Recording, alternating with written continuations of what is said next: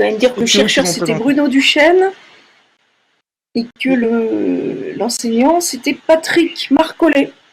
Et aussi Julien. Maurice aussi. Bonjour à tous. Donc aujourd'hui, on va parler de Google Maps et de son outil mesure et des problèmes que celui-ci peut avoir. Donc, on va vous présenter notre cité scolaire qu'on a mesurée avec l'outil mesure de Google Maps et on trouve que sa surface est de 82 000 m² actuellement. Maintenant, donc, on imagine qu'une extension par ici va être construite. On décide de mesurer cette extension et on trouve qu'elle mesure à peu près 40 000 m². Donc maintenant, on va mesurer avec toujours l'outil Google Maps la surface de la nouvelle cité scolaire.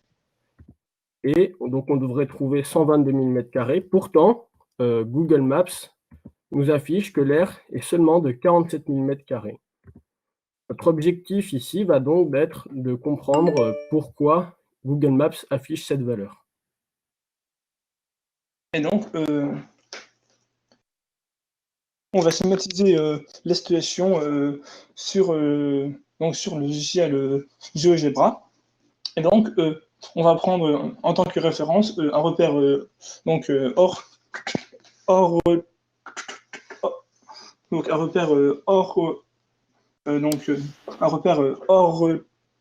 normé, donc en disant qu'un carreau vaut une unité d'aire. Donc en premier, on va trouver l'aire d'un triangle donc avec ses coordonnées. Donc on sait que l'aire d'un triangle, c'est 1/2 fois la base fois la hauteur. Et donc là, on a le cas d'un triangle qui est dit rectangle à base horizontale.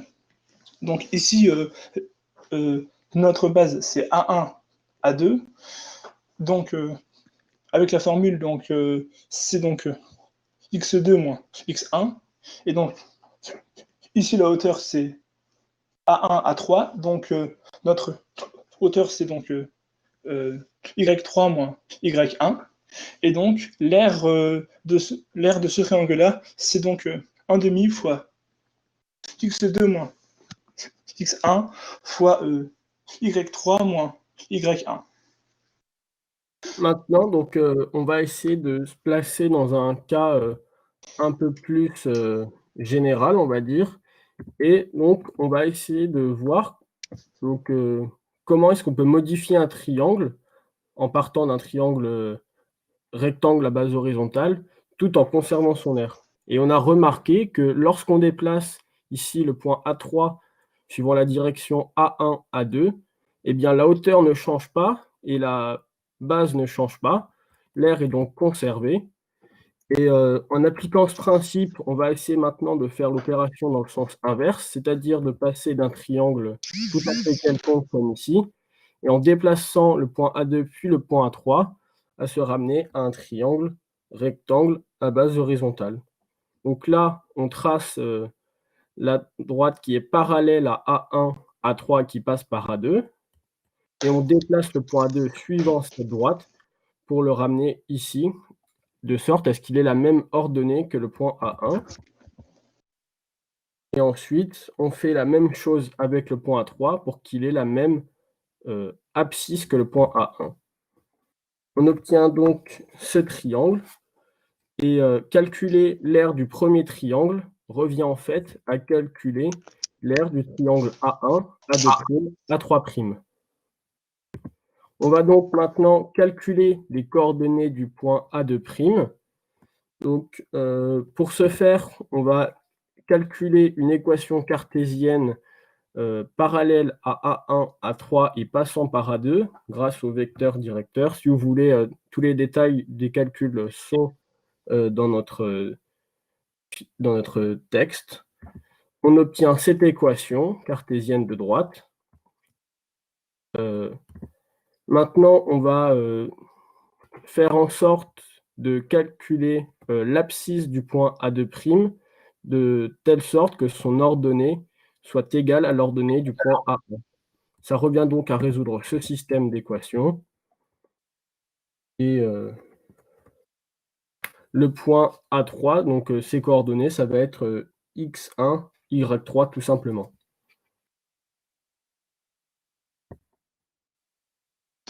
Donc, le but maintenant est donc de trouver l'aire de ce triangle-là. Donc, avec ce que l'on vient de prouver avant, on sait que l'aire de A1, A2', A3', elle est égale à l'aire de A1, A2, A3.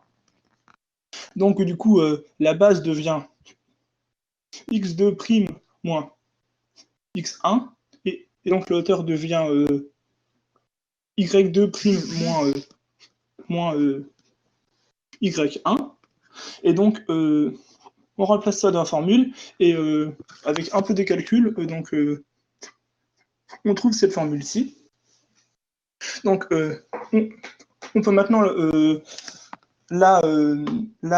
vérifier cette formule. Donc, on va donc prendre de nouveaux points A1, A2, A3. Et donc, le terme x2 moins x1, donc du coup, donc ça va faire 5 moins 0, donc 5. Ensuite, donc y3 moins y1, donc c'est 8 moins 0, donc 8. Ensuite, donc x3 moins x1, donc c'est 2 moins 0, donc 2. Et ensuite, donc y2 moins y1, c'est donc le 4 moins 0, et donc ça fait 4. Et donc le tout fait 16. Et donc, avec GeoGebra, donc on a fait un outil de façon à trouver cette aire, donc en fonction des coordonnées de ces trois points-là. Donc on va appliquer la même formule, mais on va échanger A1 et A2. Donc si on remplace, on trouve le résultat, et donc c'est moins 16. Et donc, en fait, si on trace le même triangle, mais en tournant dans le sens inverse, et ben, on trouve l'aire opposée. Et donc, c'est ça qu'on appelle l'aire algébrique. Donc, avec un plus et un moins, enfin, avec un plus ou un moins selon le sens de rotation. Et donc ici, si on tourne dans le sens des aiguilles d'une montre, on aura le moins. Et donc, avec ça, on peut donc penser qu'en fait, GeoGebra et Google Maps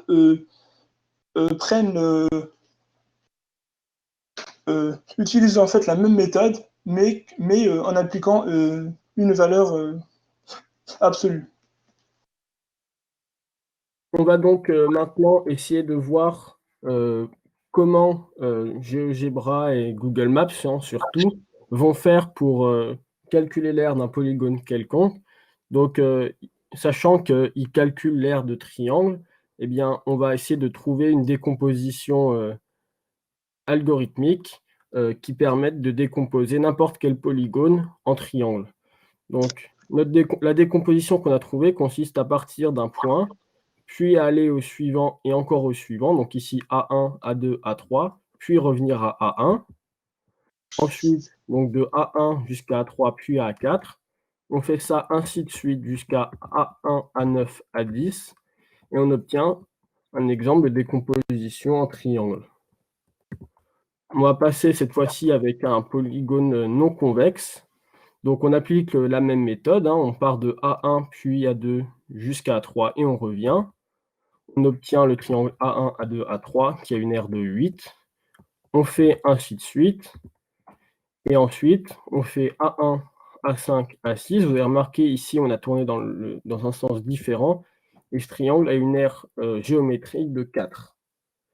Donc, lorsque on mesure l'aire de ce polygone, on trouve qu'elle vaut 34, ce qui correspond en fait à 8 plus 16 plus 14 moins 4, car comme on a tourné dans le sens inverse par rapport aux trois autres triangles, avec la valeur absolue, ça revient à faire ceci, 8 plus 16 plus 4 plus moins 4, et on trouve bien 34.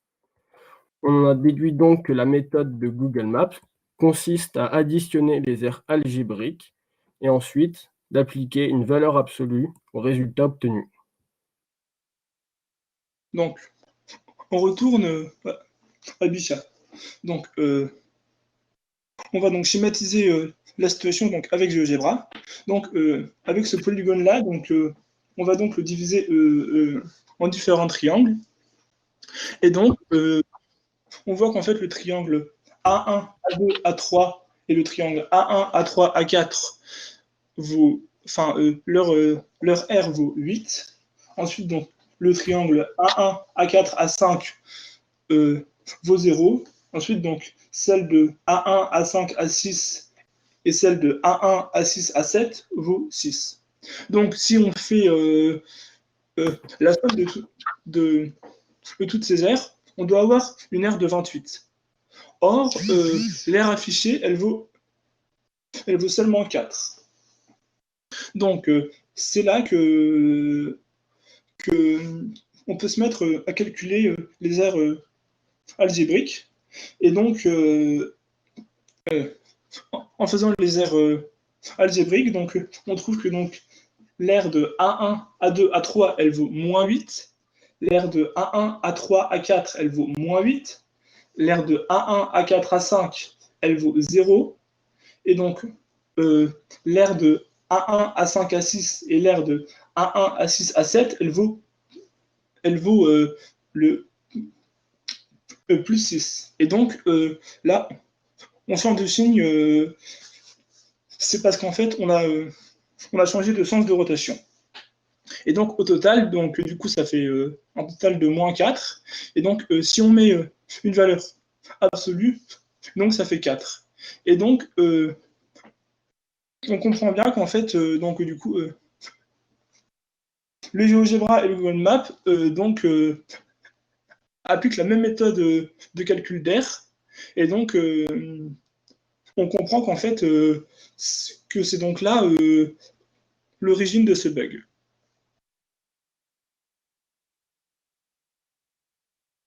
Donc, on voudrait remercier notre chercheur qui nous a aidés durant cette année, un peu raccourci, donc Bruno, et aussi à nos professeurs et à vous tous de nous avoir écoutés.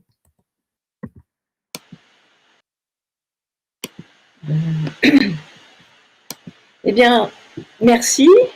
Je vais essayer d'apparaître à l'écran. Ouais. Merci Théo, merci Quentin. C'est dommage qu'on ne vous voit pas. Je vois quelques questions, mais pas beaucoup. J'espère qu'il va y en avoir d'autres. Moi, ce que je vous pose la question suivante, c'est on se demande si vous allez parler de polygones croisés.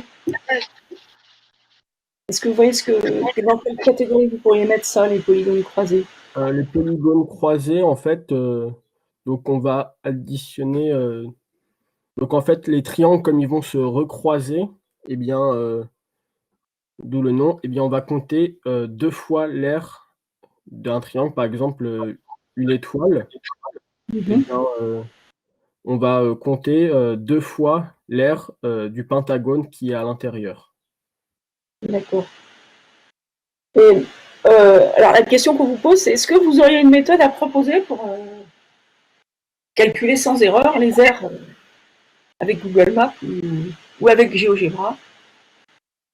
Oui, c'est en fait la méthode, c'est justement de ne pas faire le cas du polygone qu'on a fait, c'est-à-dire de ne pas aller en premier dans un sens et ensuite de changer de sens. C'est parce que si on fait, on va dire partie par partie, c'est ce que tout le monde fait en toute logique, donc on trouve la bonne R, mais en fait c'est dès qu'on change de sens entre guillemets au milieu de la figure, c'est là que en fait ça fait En fait, il faut essayer de croiser le moins possible. Donc par exemple, ici, donc si on veut faire la même forme, eh bien, il faut faire donc A1, A2, A3, A4, A et ici, au lieu d'aller au-dessus, une fois qu'on est à A1, on place A5 ici, A6, A7 et on revient ici. il ne faut pas croiser. Il faut essayer d'éviter de croiser, autrement c'est là que le bug apparaît. Alors, j'ai encore 2 questions. C'est est-ce que vous êtes penché sur les très grandes surfaces terrestres en tenant compte de la courbure de la Terre? Alors, on a regardé, oui, mais ça complexifie beaucoup les calculs parce qu'il faut se placer dans un cas à 3 dimensions et ça fait appel à des formules qu'on ne peut pas forcément maîtriser et donc qu'on ne connaît pas. Il aurait fallu donc chercher d'autres formules et faire appel, en fait, le travail de recherche aurait été diminué, on aurait juste appliqué des formules alors que là, vraiment, on a cherché toutes les formules, de A à Z, chose qu'on n'aurait pas faite, sur un plan, sphérique. Mais, Google Maps, lui, utilise un plan sphérique pour calculer, des aires, très grandes. Par exemple, des pays, là, c'est avec un plan sphérique. D'accord. Et alors, la dernière question, c'est est-ce que vous avez écrit à contacter Google pour vous faire embaucher? Non, on a Non. on a été un peu gênés par le confinement, donc, c'était Ah, très, parce que c'est uniquement, voilà, c'est la faute du confinement, je vois. Oui. c'est ça. Très bien. Bien, écoutez, on vous remercie encore. Et c'était très très bien, un très bel exposé. Et on attend votre article puisque vous avez dit que vous l'avez commencé à l'écrire.